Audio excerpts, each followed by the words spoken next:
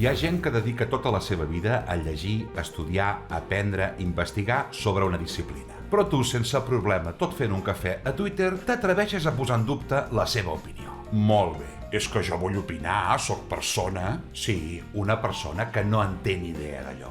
No necessitem la teva opinió. De fet, és molt millor si no dius res. Si pots, calla. Home, però és la llibertat d'expressió. I no hi ha llibertat del silenci? El que abans se'n deia una conversa de bar, ara s'ha convertit en la tònica general. Tothom opina de tot. I això crea problemes. La desinformació és un dels principals mals que patim. I nosaltres mateixos som generadors de fake news. Allò d'una veu autoritzada pràcticament no existeix i ho hauríem de recuperar. Tothom en sap de futbol, de pandèmies, de geopolítica, d'educació. És un desastre. Què li dius a algú que opina sobre el que tu domines? No saps què fer. Com dialogues o tens un debat amb la ignorància? L'altre dia algú em va dir que...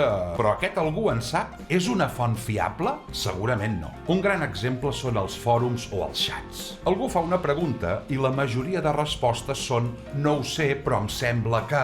I una mica més avall ja comencen a insultar. Calla, no diguis res si no en saps. T'estimem igual. Això crec que és perquè necessitem reconeixement constant dels altres. Els likes són com una droga. I si no en tenim, ens sentim malament. Però no us fa vergonya fer el ridícul. Això no. És meravellós escoltar algú savi. És una mostra de respecte, d'admiració, d'humilitat. Però no som humils. Els processos de presa de decisions assemblearis són un drama quan la gent no té el mateix nivell. Això és la diversitat. Jo penso que és més imbecilitat. Quantes vegades no entenem per què s'han pres decisions? Però si ho fem entre tots millor... No, no sempre és millor. A mi m'agrada que la gent que lidera sigui competent. I si jo no ho soc, obeeixo. Obeir és una paraula en desús. Tots volem decidir, i així no es guanyen les guerres. En una guerra n'hi ha uns que manen i uns que obeeixen. És així, perquè sense coordinació i estratègia no funciona. Però en àmbits professionals, associatius o socials no obeïm.